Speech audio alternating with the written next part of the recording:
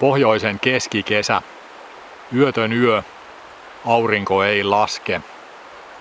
2022 keskikesän vaellus suuntautuu Hammastunturin erämaahan, johon mä lähden ensimmäistä kertaa. Lähdetään vaeltamaan metsäerämaahan, tuntureille, erämaan järville ja jokivarsille, etsimään pientä seikkailua ja irtaantumaan muusta maailmasta vähäksi aikaa. Vaellus alkaa tästä. Tervetuloa mukaan reissuun.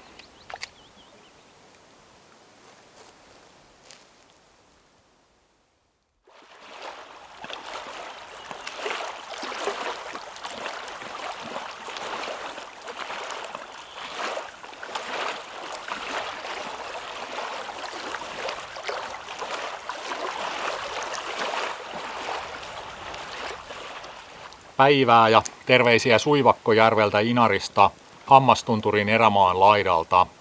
Mä kävelin tänne Suivakkojärvelle lähimmältä tieltä suunnilleen 2,5 kilometrin matkan ja yhden vaaran yli tulin siinä. Ja täällä on autiotupa. Mä tulin tänne pitämään vähän sadetta, kun on ollut tosi sateinen päivä ja tästä onkin mennyt useampi sadekuurorintama ylitte. Nyt näyttäisi siltä, että alkaa kirkastua. Täältä sitten Hammastunturin erämaan seikkailu voi tosissaan alkaa. Vaellus päättyy sitten aikanaan Saariselälle. Koko alueen halki mennään ja suunnilleen viikko siihen kuluu.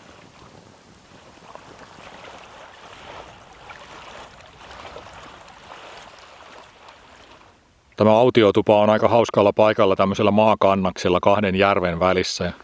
Siellä näkyy mökki. Tällä puolella on sitten isompi Siikasuivakko ja selän takana on sitten pienempi järvi Haukisuivakko, jos nyt muistin ne nimet oikein päin. No tämmöisellä keskikesän vaelluksella ollaan tietysti ulkona, jos vaan suinkin kelit sallii, eikä turvauduta sen kummemmin mihinkään autiotupiin, mutta niitä on aina hauska käydä katsomassa, että minkälaisia ne on ja ne on monesti hienoilla paikoilla vielä ja näin. Me käydään kyllä katsomassa sitten reissun aikana todennäköisesti semmoista vanhaa kämppää myös, mikä ei näy missään retkeilykartoissa eikä missään, että ihan mielenkiintoisiakin kohteita ne on joskus. Riipparissa nukutaan ulkona lähtökohtaisesti. No, täällä on tää toisen puolen lampi, mutta sitten tuolla kauempana näkyy vielä puitten välistä vettä, että nyt täytyykin oikein tarkistaa kartasta, että kuinka monta näitä järviä nyt loppujen lopuksi tässä oli. Joo, siinä ne nyt on Siikasuivakko. Sitten me katsottiin äsken itse asiassa tuommoista ihan pientä lampea tuossa välissä ja sitten vasta sen takana on toi Haukisuivakko. Tuossa on myös toi Outasuivakon vaara, minkä vierestä tuosta välistä kävelin tänne. Tuo mun karttani on 1 100 000 mittakaavalla ja se on aikamoista tihrustamista sitten, kun siitä pitäisi jotakin tarkempaa tietoa saada irti. Ja mulla onkin sen takia kepsi myös mukana, että mä voin sitten suunnistaa vähän tarkemmin sen avulla ja näin. Ja mä en haluaisi käyttää kesäreissuilla enää kepsiä. Mä tykkään semmoisesta vanhan koulun meiningistä, että kartta ja kompassi. Ja käytänkin enimmäkseen sitä, mutta että toi mittakaava tekee kyllä sen, että ei sitä niin kuin tihrustamista jaksa pidemmän päälle. Mä tiedän sen jo niin kuin entuudestaan.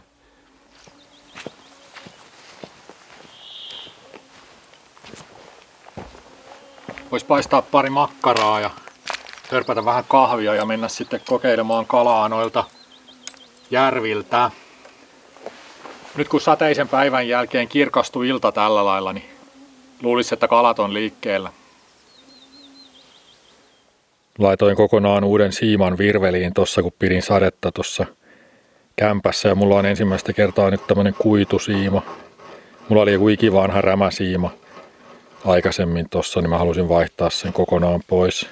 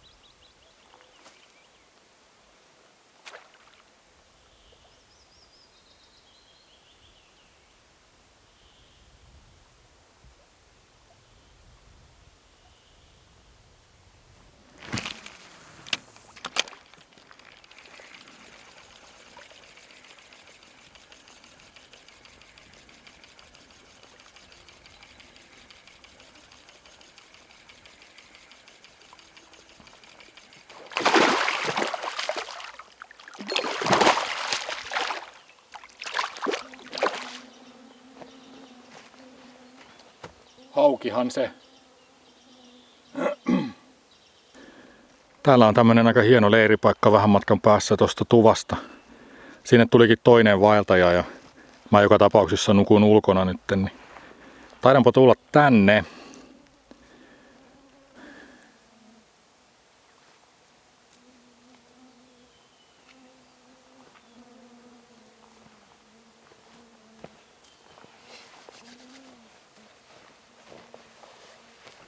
Siinä olisi vähän haukifilettä paistettavaksi ja sen kanssa ajattelin tehdä tommosen tomaattimozzarella pastan.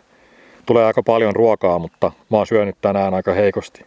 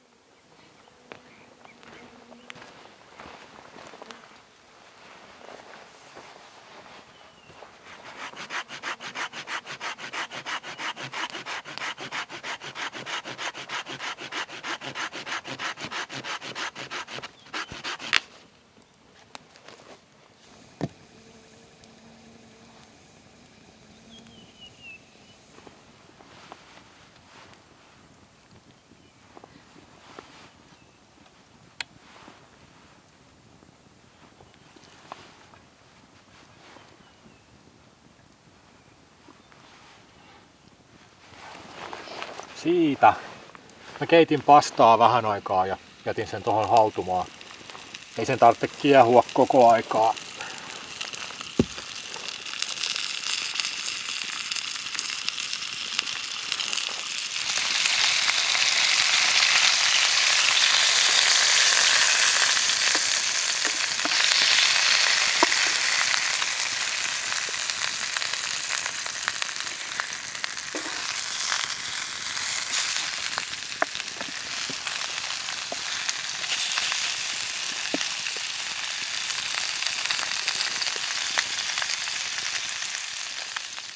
Tuo tomaattikastike on niin vahva, että eipä toi kala kyllä kauheasti maistu siitä läpi, jos nyt ihan rehellisiä ollaan. Itse pyydettyä ruokaa kuitenkin. Mä syön tän ja menen nukkumaan. Kello on 1 ja mä oon ihan valmis kyllä levolle.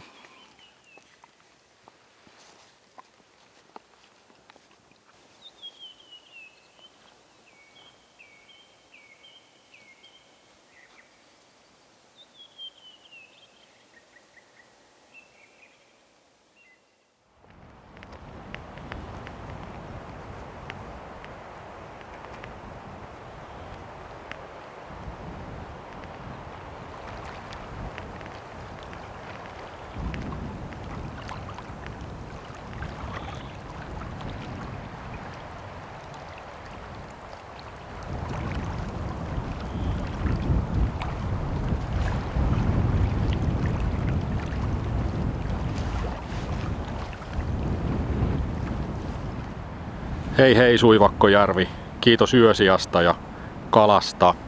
Joskus varmasti palaan vielä.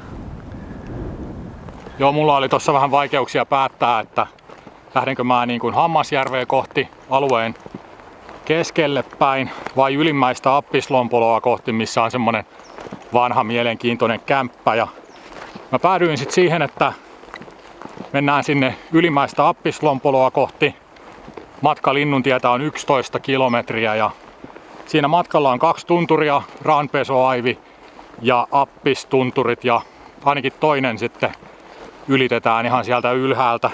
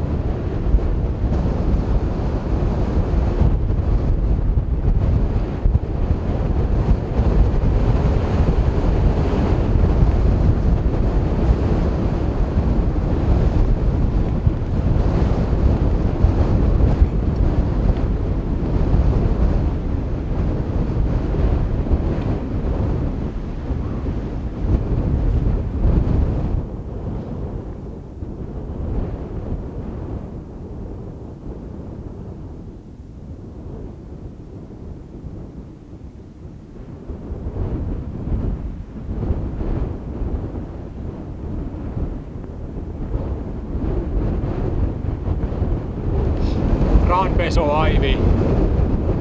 Oli aika tiukka nousu. Mä otin kauhean semmosen suoran linjan tuolta Suivakkojärveltä ja ei se suora reitti useinkaan ole se niinku optimaalisin, mutta tulipahan tehtyä. Nyt voisi ehkä vähän katsella semmosia loivempia linjoja tossa eteenpäin.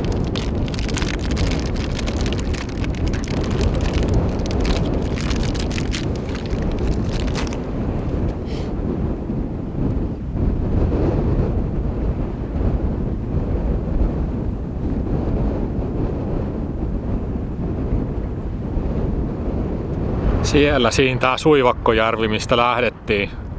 Tuntuu, että vois hypätä täältä suoraan sinne, kun tästä kattoo, mutta että kyllä siinä vähän hommaa oli tänne tullessa. Täällä ylhäällä on kyllä hyvä, kun ei ole yhtäkään hyttystä. Mutta ei ole myöskään yhtään riippumaton paikkaa, että kai se on jatkettava eteenpäin.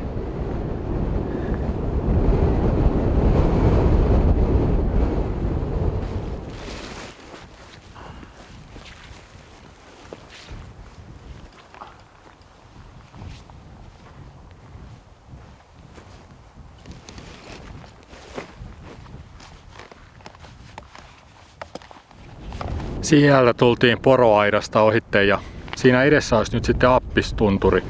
Se on meidän niinku reitillä tossa, mutta tuskin mennään toista kertaa heti perään nyt ihan huipulle, että varmaan täältä vähän niinku loivemmasta kohdasta ohitte sitten.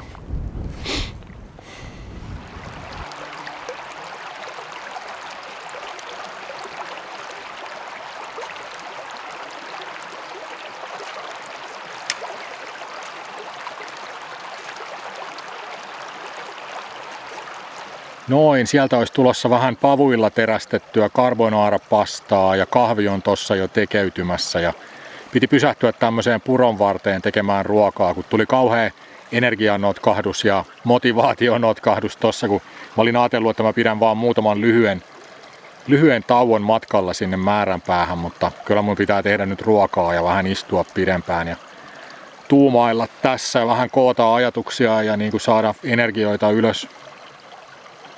Tuli jo semmonen ihan kunnon notkahdus tossa, että mä rupesin ajattelemaan, että mitä mä teen täällä, että miksi mä oon täällä. Mitä hienoa tässä nyt mukaan. Sitten kun kehosta alkaa kunnolla energiat vähenemään, niin ajatukset voi käydä mielenkiintoiseksi, mutta nykyään onneksi tuntee itteensä sen verran, että sitten tietää, että no nyt sille pitää niinku tehdä jotakin sille asialle, että ei kannata antaa sen niinku jatkua suhteettoman kauan, että sitten pitää vaan niinku suostua siihen, että okei, mä tarviin nyt vähän lepoa ja ruokaa ja kahvia ja semmoista niinku ajatusten kokoamista ja semmoista, että kyllä mä tiedän miksi mä täällä oon, mutta että mä en oo mikään niinku tasaisen tappava suorittaja sillä lailla, niin mulla vähän vaihtelee toi moodi aina välillä.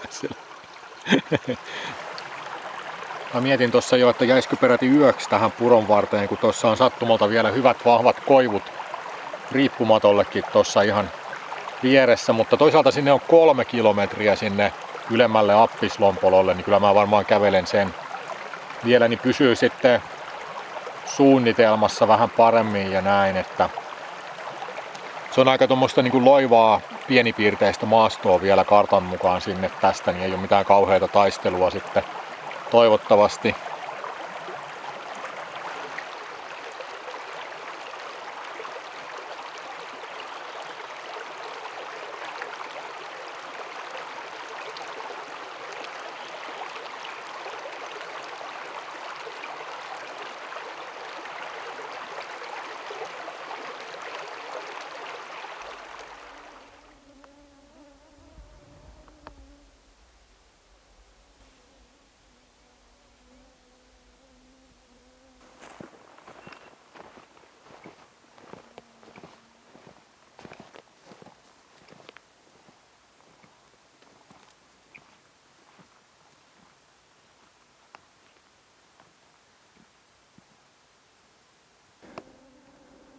No nyt on eräkämppä, voidaan kai sanoa näin.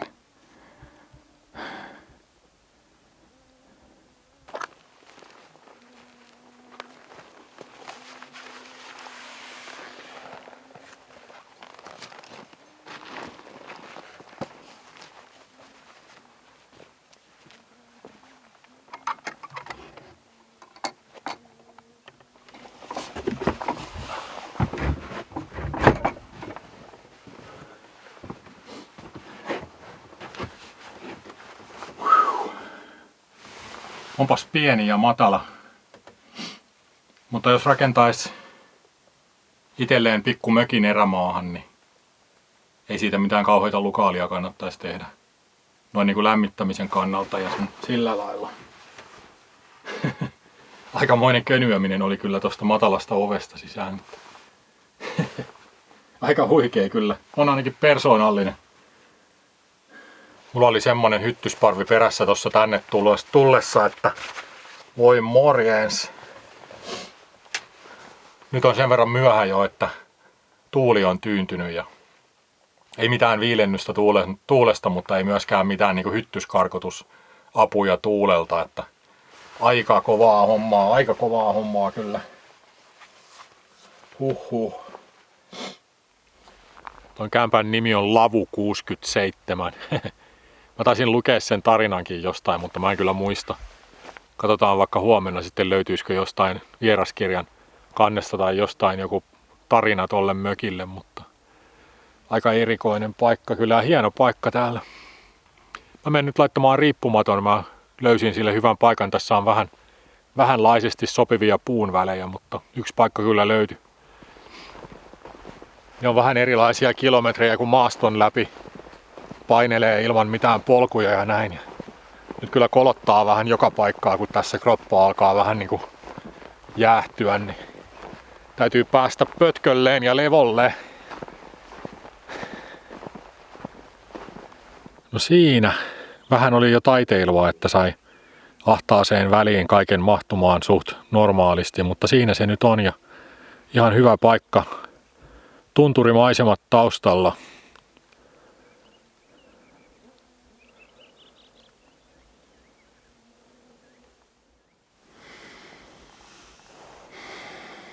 Huomenta.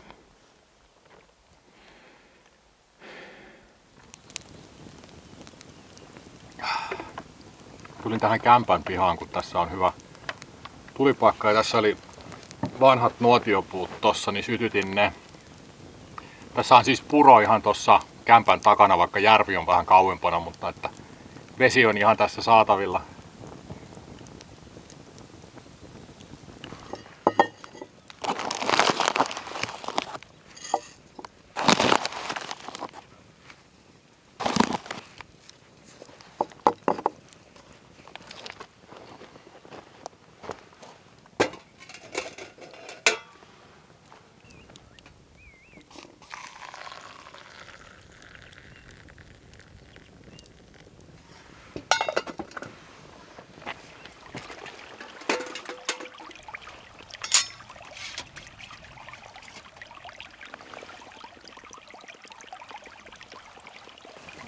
Aamupalaksi olisi kahvia, kaurapuuroa ja 1 kananmuna. Joka aamulle on sama setti.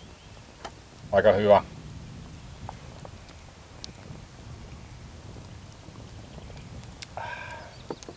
Tulikin hyvät yöunet viime yönä. Mä nukuin kuin 10 tuntia sillä lailla, että mä en edes muista heränneeni.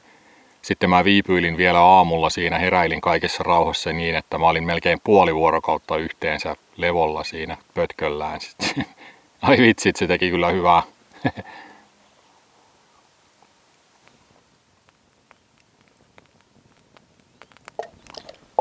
Sitten kun on syönyt ja varmaan keittelen vielä toiset kahvit ja harjaan hampaat, niin voisi lähteä käymään lähijärvellä ja koittaa kalaa sieltä. Että joku harjus olisi aika hyvä saalis kyllä tähän väliin. Kelpais lounaaksi.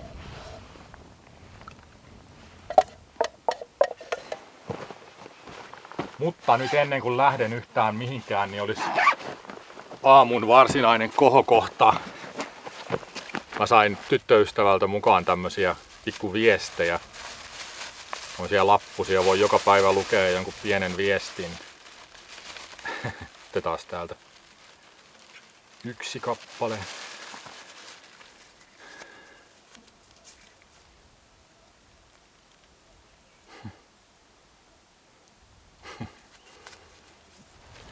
Mä en oikein välitä elellä yksin, että mä tykkään niinku jakaa elämääni ja että on joku niinku kumppani ja parisuhde ja tavallaan semmoinen yhteinen pöytä, mihin molemmat tuo asioita itsestään ja sitten se rikastuttaa kauheasti elämää, että ehkä mä en vaan sit tykkää tarpeeksi itsestäni, että olisin jotenkin tämän itseriittoisempi, mutta sit kun on hyvä suhde ja kiva kumppani ja näin, niin mä koen, että se niin kuin täydentää mua kauheasti, että se suhde ja se suhteessa oleminen niin kuin nostaa mun hyviä ominaisuuksia ja hillitsee mun huonoja ominaisuuksia tavallaan, että joo, semmoista. Tää on nyt niin kuin toinen vaellusleskeys, että talvella kun mä olin UKK:ssa hiihtelemässä, niin oltiin tavattu muutama viikko ennen sitä ja oli aika jännää kyllä lähteä siitä niin kuin reissuun ja näin, mutta nyt on sitä suhdetta jo muodostunut niin paljon, että on tavallaan se ihminen on sillain niin kuin sydämessä, että vaikka mä oon täällä ja hän on 1000 kilsan päässä ja näin, niin ei silti tunnu siltä niin kuin olisi jotenkin revitty täysin erilleen. Ja noi pikkuviestit myös auttaa kyllä asiaa paljon.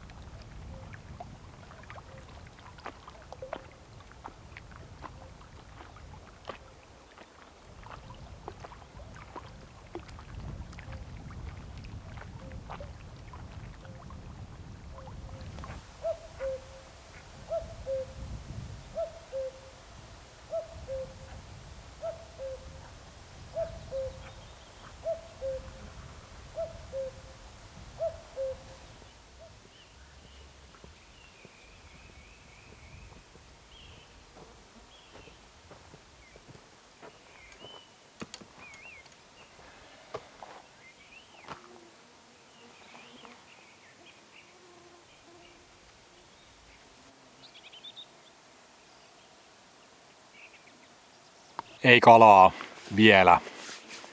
Alkaa myös olla todella lämmin. Mulla on tuossa tuvan takana varjossa mittari, niin 25 astetta näyttää. Ja sitten kun on pilvistä, niin on ihan ok. Mutta sitten kun aurinko tulee esiin, niin se pahtaa todella kuumasti. Ja mulla on aika raskaat jalat myös. Tekisi mieli vaan huilia tämä päivä. Huomenna saattaa tietysti olla vielä kuumempi, että se on nyt ihan semmoista arpapeliä sen suhteen, mutta joka tapauksessa tulee joko lyhyt kävelypäivä tai sitten kokonaan lepopäivä. Tumman näköistä pilveä kyllä työntää tuolta. Olisikohan peräti sadetta luvassa. Mä oon tutkinut tässä nyt näitä kämpän vanhoja vieraskirjoja ja papereita, mitä täältä löytyy, mutta mä en nyt löydä semmoista tietopakettia tästä paikasta, mutta se nimi Lavu 67 tietenkin varmasti viittaa niin kuin alkuperäiseen rakentamisvuoteen ja sitten 2007 on tehty jotakin isompaa remonttia. Täällä onkin katto selkeästi uudempaa puuta ja ovi uudempi kuin tämä kehikko muuten. Ja sillä lailla talkoovoimin tätä ylläpidetään, että kiitos vaan ketä olettekin sitten. Mä en sitä tietoa nyt mistään löydä tai näin. On täällä ollut myös kaikenlaista vaihetta. Täällä 2016 kesäkuun alusta on just talkoolaisilta kirjaus, että ne on tullut tänne, niin puuliiteri on niin kuin poltettu maan tasalle ja selkeästi tahallaan, että sahapukkikin oli niin kuin heitetty sinne tulen sekaan, mikä oli ollut niin kuin jossain tuossa sen rakennuksen vieressä, että se oli pitänyt kaivaa niin kuin lumen alta irti ja heittää sinne tuleen. Ne oli seurannut kelkan jälkiäkin ja näin, mutta ei tuossa asiasta ole sen enempää sitten. Täällä pohjoisessahan on monenlaisia niin kuin tiukkoja asenteita ihmisillä, tai siis osalla ihmisistä, ei nyt kaikilla tietenkään ole, mutta että kaikki ei tykkää siitä, että täällä kulkee jotain ulkopuolisia ihmisiä ja näin. Että sitä mä en tiedä, minkä takia sitten puuliiteri nimenomaan oli poltettu, että mihin se liittyy, että vanha kämppä sai jäädä sitten, mutta hyvä tietysti niin, mutta rupesin vaan miettimään, että mikä on se logiikka niin kuin tavallaan siinä, mutta joo, semmoista.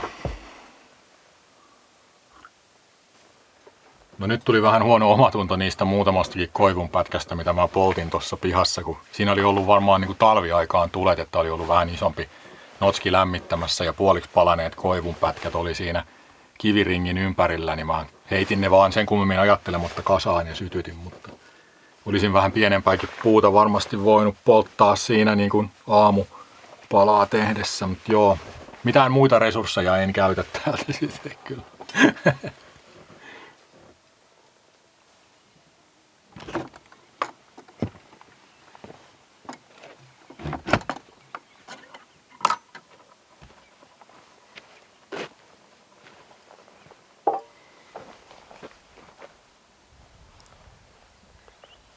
Semmonen matala maja kirjaimellisesti.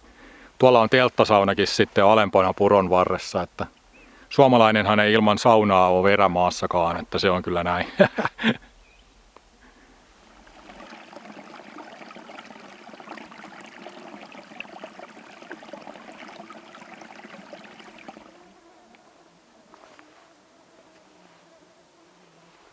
Tuolla suoraan idässä näkyykin itse Hammastunturi, kivinen, harmaa mäki. Todella jylhä maisema tästä. No tuolla itse Hammastunturillahan pitäisi tietysti ilman muuta käydä tämmöisellä tutustumisreissulla, mutta tämä kuumuus on saanut mut epäilemään nyt jotenkin näitä päivämatkoja ja kilometrejä, mitä tässä meinaa taittaa. Että se on vaan niin erilaista sitten, kun on 25 astetta lämmintä ja yli ja niillä main, niin se kuluttaa niin paljon enemmän voimia ja sillä lailla, että ei ole tarkoitus kuitenkaan tehdä mitään semmoista niinku kärsimysnäytelmää tai taistelua tästä, että ihan semmoista niinku lepposaa aikaa on tarkoitus viettää. Mä en ole tehnyt mitään päätöksiä nyt vielä eteenpäin tästä, mutta täytyy tuumailla. Ja seuraavaksi kumminkin ylitetään Appisjoki, mikä on tuossa alhaalla edessä.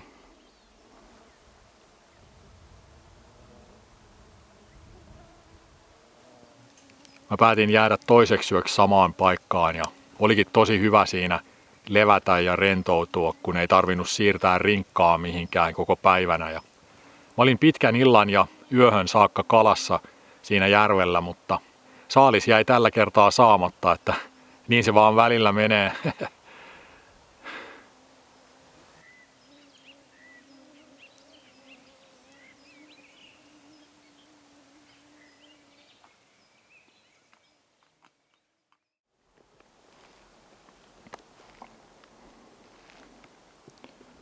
Katsotaan vähän karttaa välillä.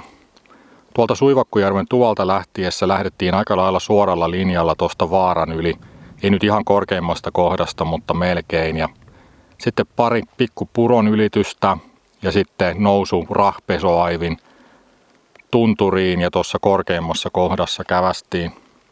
Siitä aika lailla suoraan alas tämmöiselle pikku Vuomajoelle.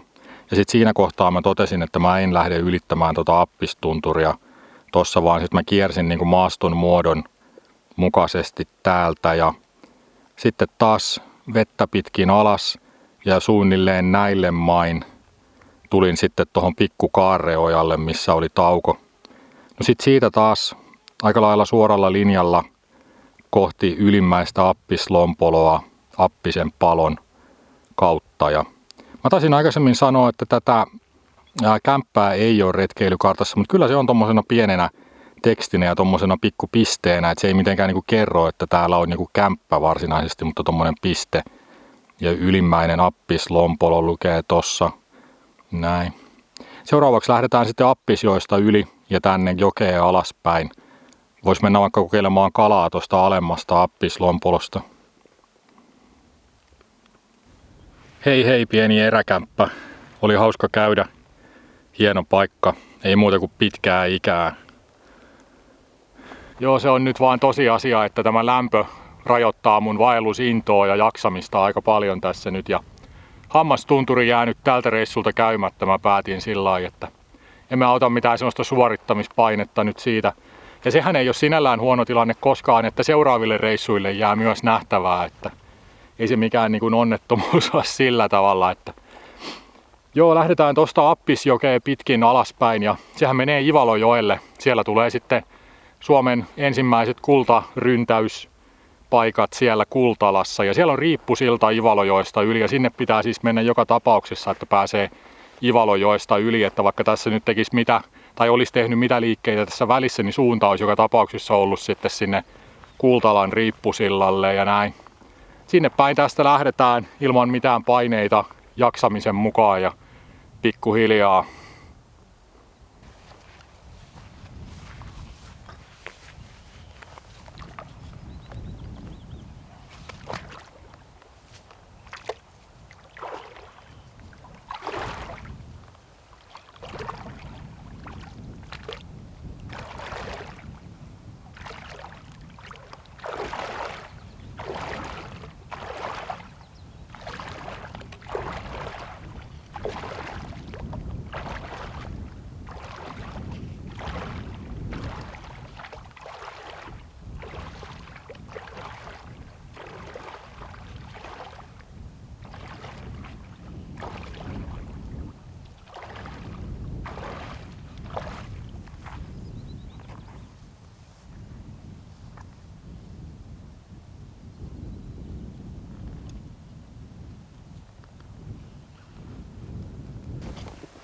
Tuossa joen suulla on semmoinen yleinen ylityspaikka. Siinä on niinku tullut semmoinen, tai muodostunut siihen joen suulle semmoinen hiekkatörmä sinne veden alle. Ja siitä sanotaan, että saappaan varsi riittää siinä. Mä kävin eilen katsomassa ja joo, osaksi riitti saappaan varsi, mutta se menee sitten se kaarto suoraan semmoiseen niinku suomutavelliin, missä sitten taas ei kestänyt astua sillä lailla, että saappaan varsi olisi riittänyt, niin mä en viittinyt lähteä semmoista edes kokeilemaan, kun mä katsoin, että tässä on ihan hyvä paikka, ei vaadi mitään ihmeellisiä toimenpiteitä sen kun laittaa kroksit ja kävelee yli.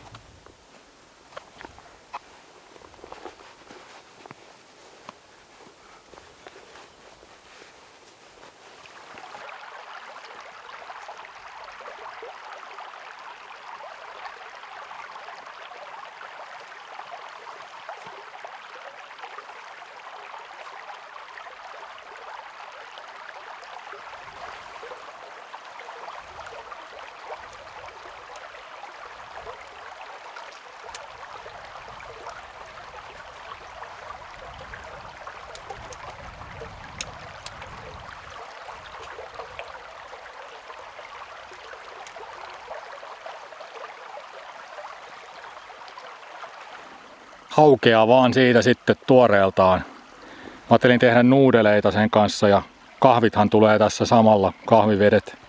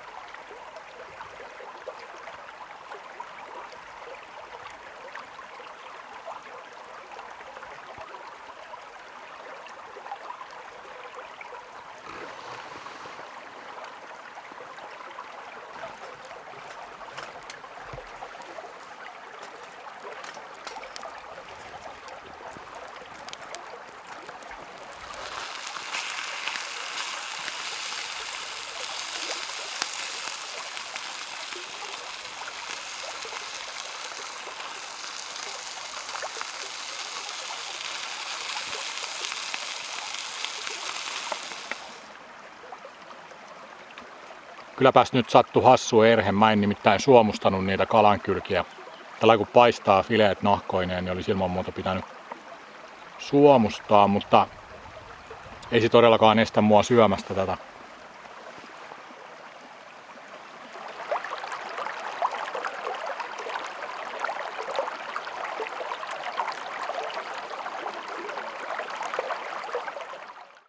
Mä heittelin tyhjää tonne avoveteen pitkän aikaa ja oli vähän turhauttavaa. Sitten mä vaan huomasin, että no hauet hyökkäilee tuossa kaislikossa, että ehkä se on se varmin tapa saada kalaa. Ja yksi karkaskin siinä ennen sitten, kun sain ton. Ja hyvää oli, ei mitään valittamista. Tommonen sopivan kokoinen hauki, ihan hyvä kala se on. Öljyä, suolaa, pippuria. jotain siihen kylkeen, niin kyllä kelpaa ainakin mulle.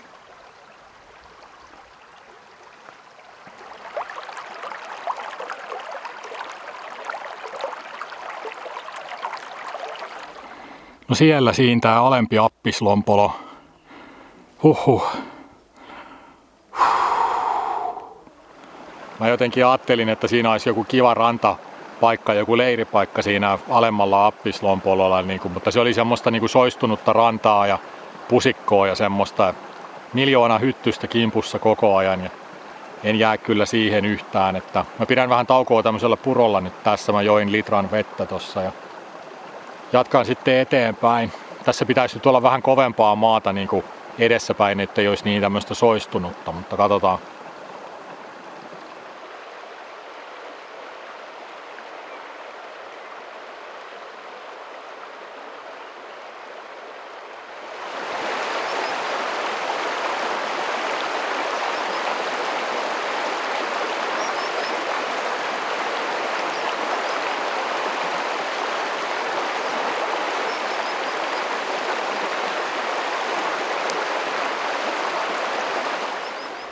Joo, nyt on tultu Appisjoen vartta alas tuolta ja tulin tämmöiseen aika hienoon paikkaan, missä toinen joki laskee tähän Appisjokeen tuolta. Ja täällä on tämmönen vanha leiripaikka, niin mä taidan jäädä tähän. Houkuttaa tehdä tulet tohon ja ruokaakin tarvii kohta jo saada.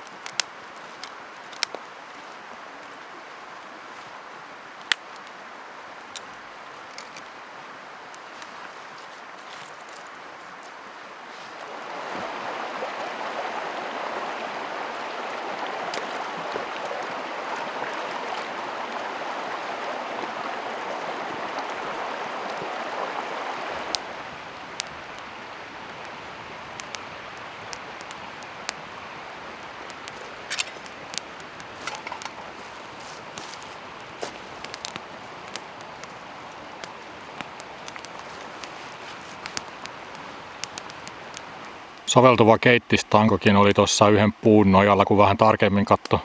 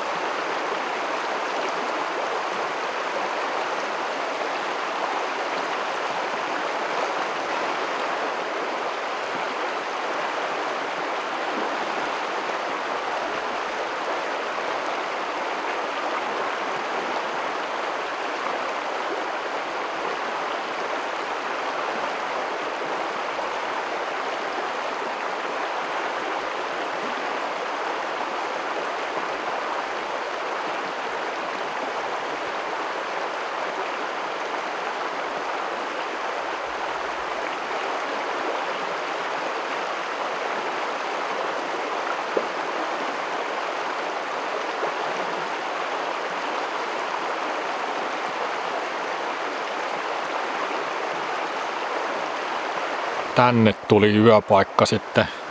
Se on vähän turhan lähellä tuota kohisevaa koskea tuossa, mutta vahvoista puista oli nyt vähän pulaa, niin ei päässyt täydellisesti valittamaan paikkaa. On se kaunis toi keskiyön aurinko. Se on kyllä hieno ilmiö, kun vähän tarkemmin ajattelemaan rupeaa, että aurinko paistaa keskellä yötä. Sitä on saanut nähdä nyt aika hyvin tässä. Eilen se oli kyllä niin kuin vaaran takana, mutta se kajasti hienosti sieltä, että se oli ihan just niin kuin sen vaaran lain alapuolella siellä. Nyt se näkyy kyllä hyvin.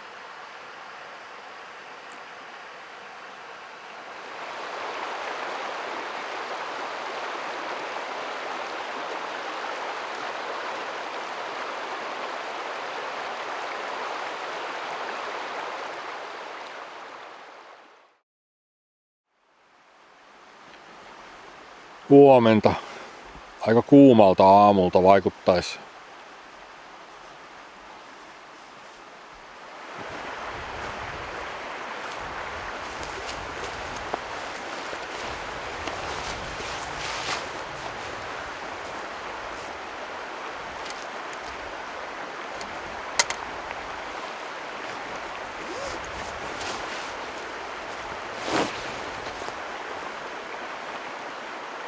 Puuro, kahvi, kananmuna, perusjutut. Se tulee just hyvin, kun laittaa litran kattilan täyteen vettä, kiehuttaa sen, sit ottaa siitä mukillisen kahviin, sitten kananmuna sinne kiehumaan. Se kiehuu tosi nopeasti, kun se vesi on just niin kuin kiehutettu. Muutamassa minuutissa tulee ihan hyvä kananmuna, sit lopuksi puurohiutaleet sinne veteen. Ja aika vähällä vaivalla saa niinku 3 juttua.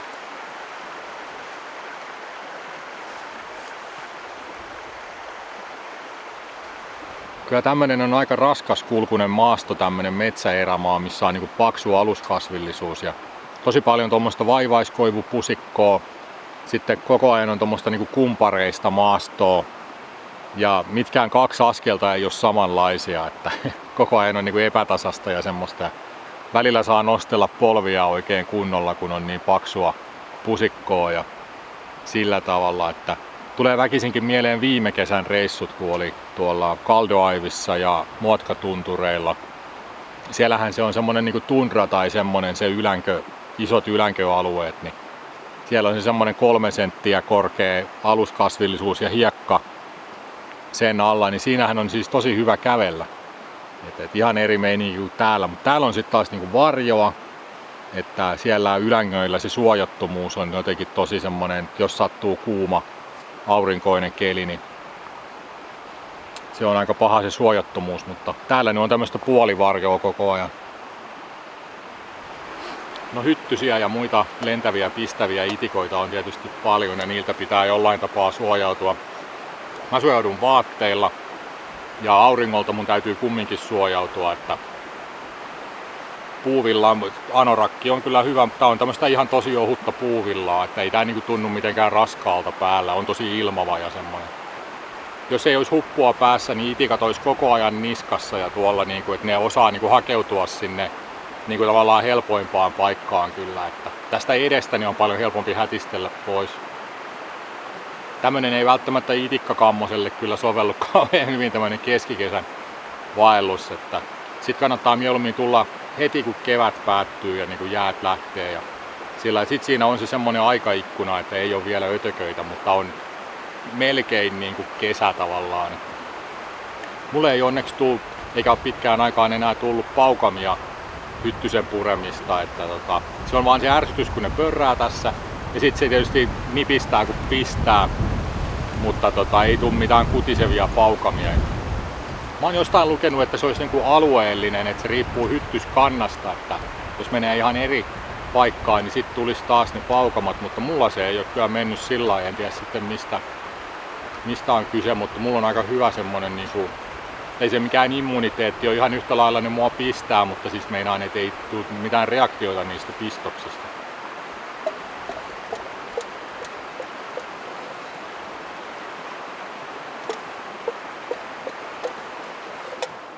Eilenhän lähdettiin liikkeelle täältä Lavu 67 kämpän maastoista ja mentiin tuosta joesta, Appisjoesta yli tuosta Lompolon yläpuolelta. Sitten kalastelin tässä rannoilla ja hauki paistettiin tuommoisella sivupurolla tossa.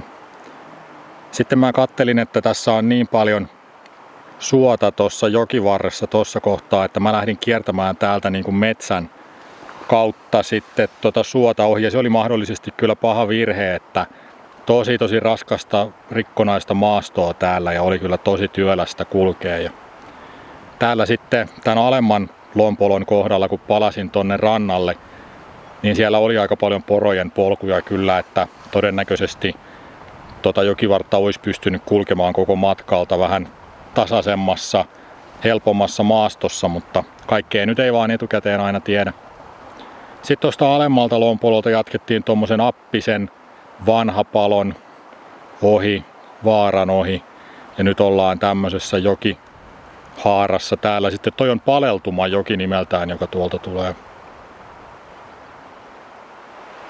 Näissä vesistöjen paikan nimissä, kun puhutaan, että ylempi ja alempi, tai että kuljetaan vaikka järven yläpuolelta, niin se ei tarkoita, että ne olisi kartalla jotenkin yläpuolella tai alapuolella, tai että pohjoinen tai etelä ylempi ja alempi, vaan siis se tulee veden virtauksen suunnasta. Vesi tulee yläjuoksulta ja se menee alajuoksua kohti. Ja nämä paikan nimet tulee siitä, että jos on vaikka 2 järveä peräkkäin vesistössä ja sieltä yläjuoksulta virtaa vesi sinne toiseen, niin se on silloin ylempi se, mistä se vesi tulee, ja alempi se, mihin se vesi virtaa. Mulla ainakin kesti aika kauan päästä niin kuin kunnolla kärryille tosta ja niin kuin ymmärtää se, että se ei liity niin kuin ilmansuuntiin mitenkään, että suunnat voi olla kartalla ihan miten päin tahansa.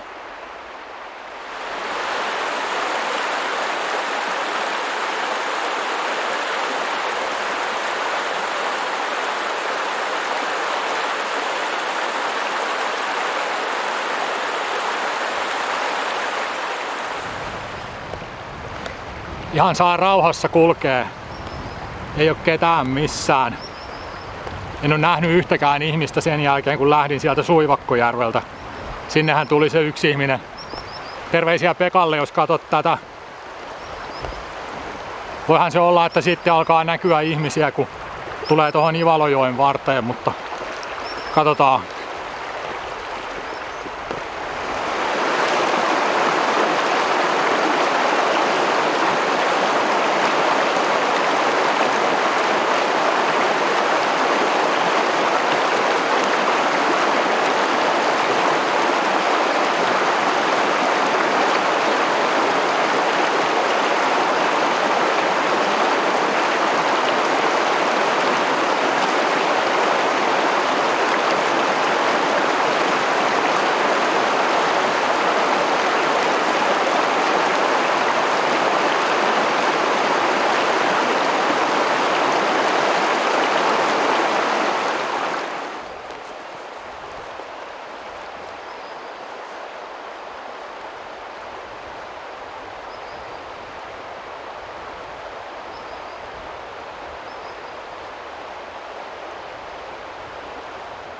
No niin, Ivalojoki.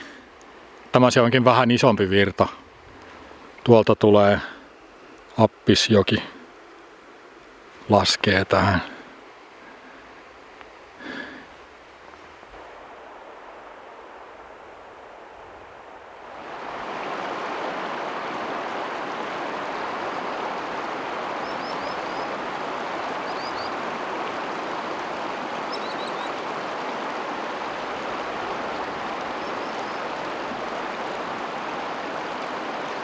Tullaan ihan justiin Kultalaan. Se on vanha keskus, mistä on valvottu kullankaivuuta ja kerätty verot niistä löydetyistä kultahipuista sitten joskus aikanaan. Siitä kohtaa menee Riippusilta yli Ivalojoesta.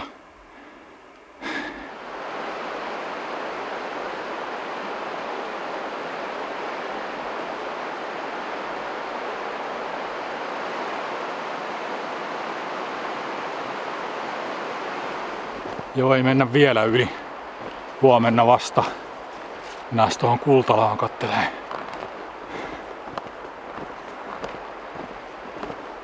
Oho, kunnon pytinkä. Tuolla on yksi iso rakennus ja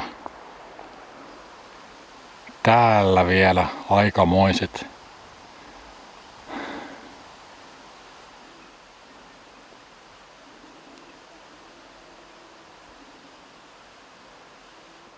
museoalue.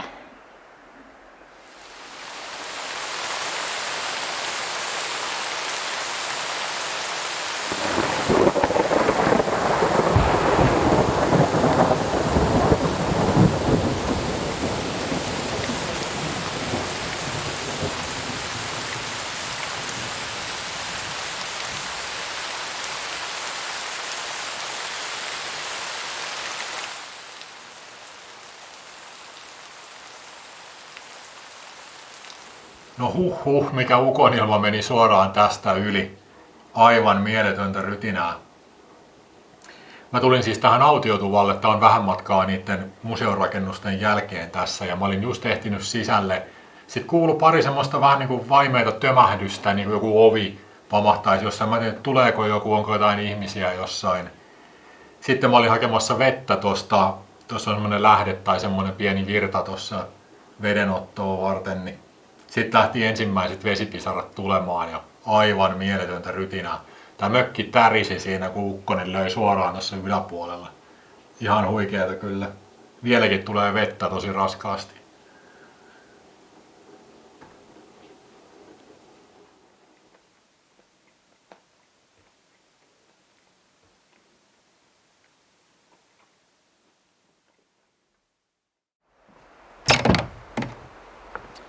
Huomenta. Eipä ollut Kultalassa ketään muita, niin eikä ole vieläkään, niin mä nukuin tuossa tuvassa. Yön nukuin kyllä paljon huonommin kuin ulkona, että ei olisi välttämättä kannattanut. Mutta sateeli myöhään yöhön saakka, niin en mä viittinyt lähteä sateeseen pystyttämään sitten riipparikamppeita. Mennään katsomaan noita vanhoja rakennuksia vähän. Näihin pääsee siis sisälle, vaikka ne on museorakennuksia, että aika jalomielistä kyllä.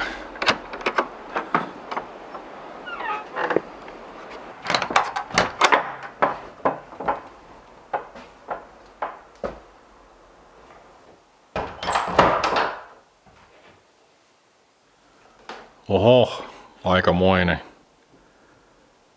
No tässä on kyllä semmoista jotain entisajan meininkiä.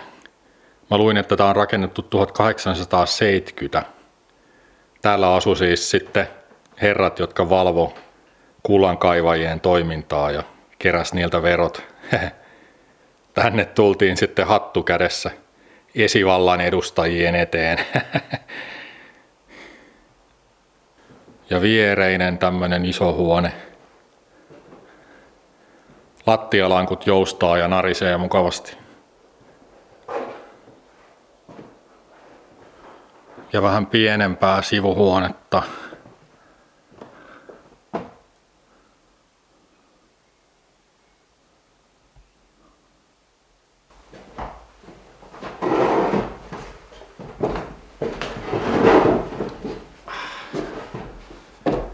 No niin, Möttönen, onko kultaa löytynyt? Valtio ottaa puolet. Itse asiassa me otetaan 3/4, koska et sä niitä kaikkia näytä kumminkaan.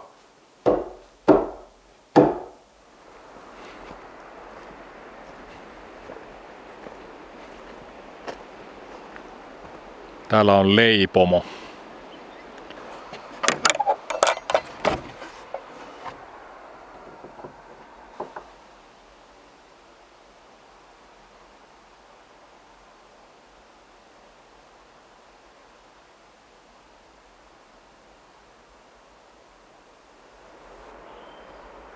Tämä on siis ollut hyvinkin vilkas paikka ilmeisesti aikanaan.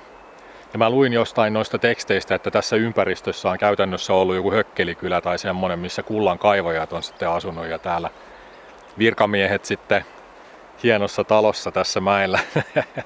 Semmosta.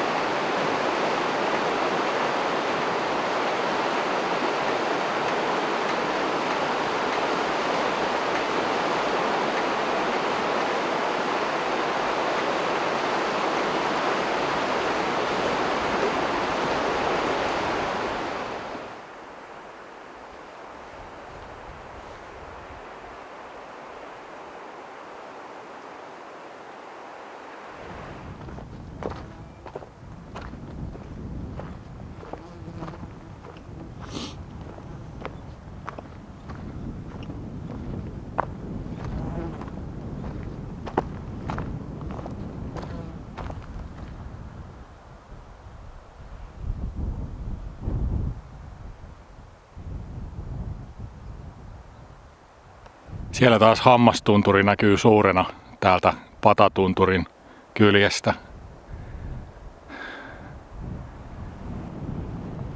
On se valtava maasto, valtava määrä tilaa. Noita tuntureita jatkuu ja noita vaaroja jatkuu toinen toistensa perään aina vaan.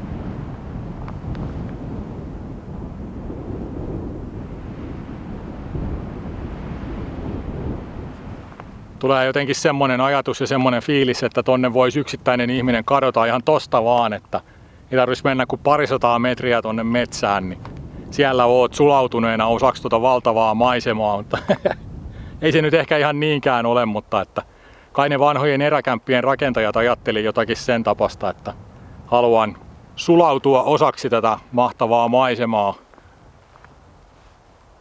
No ei ne kaikki tietysti mitään erakkokämppiä ole, että monet on rakennettu vaan metsästysreissujen majapaikaksi, niin kuin suojapaikaksi ja tällä lailla matkan varrelle, mutta että osa on varmasti just sit niitä, että haluan pois. Nyt saavutaan Sotajoelle ja toi olisi varmaan sitten Pahaojan kämppä, joka näkyy tuolla.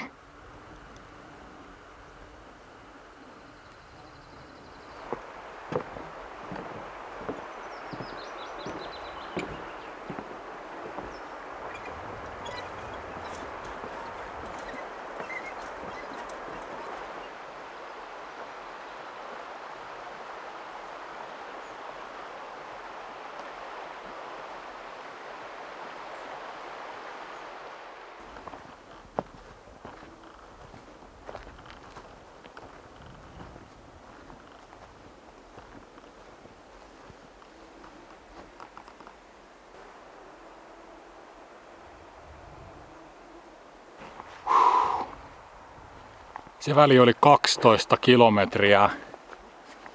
Aivan käsittämättömän hikinen ja raskas urakka. Mä laitoin lämpömittarin tonne varjoon, niin kohta nähdään minkä verran on lämmintä, mutta jos arvata pitäisi, niin lähempänä 30 kuin 25.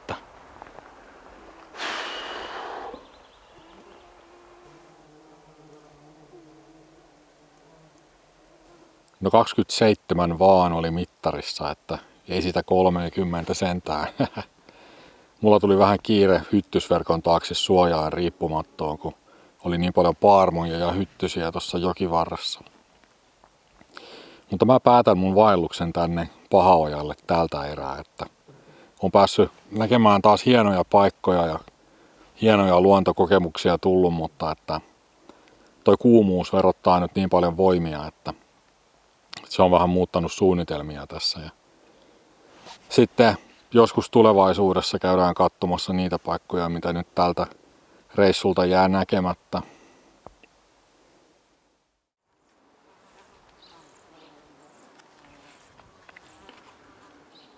Eilen lähdettiin liikkeelle täältä Paleltumajoen ja Appisjoen haarasta ja mentiin jokea alaspäin kohti isompaa jokea, Ivalojokea, ja tultiin tuohon huolletulle tulipaikalle Appisjokisuulle. Sitten siitä edelleen Ivalojoen pohjoista rantaa tuohon Riippusillalle ja Kultalaan, missä on ne museorakennukset ja autiotupa.